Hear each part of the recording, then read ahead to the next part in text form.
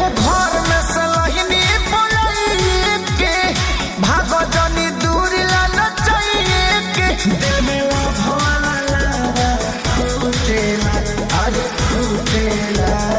हे सुना अलग टूटेला हो पलंग टूटेला जब घर लाए राजा अंगे टूटेला अलग टूटेला हो पलंग टूटेला जब घर लाए राजा अंगे टूटेला।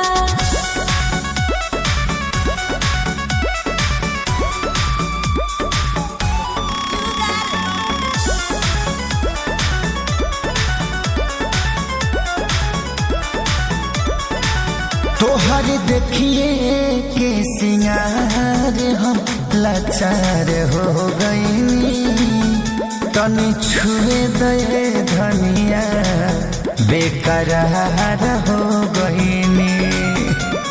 सुनी ना बाग फिरी तो फिरी ढेरे आईना धन रौरे हरा जामराईना मन करो तक दिन सुतेला अरे सुतेला।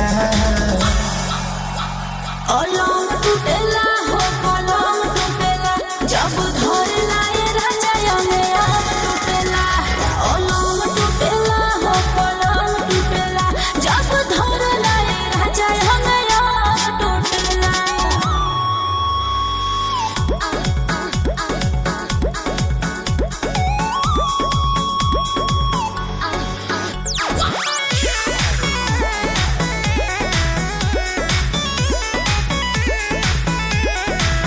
कोइल मानाए जनाना तुहरा भारी परी हो दिल मरद के दुखैबू तो तहरा गारी परी हो।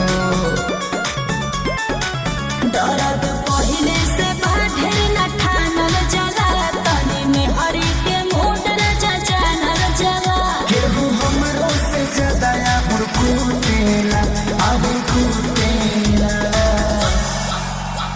अलग टूटेला हो पलंग टूटेला जब घर लाए राजा अंगे टूटेला अलग टूटेला हो पलंग टूटेला जब घर लाए राजा अंगे टूटेला।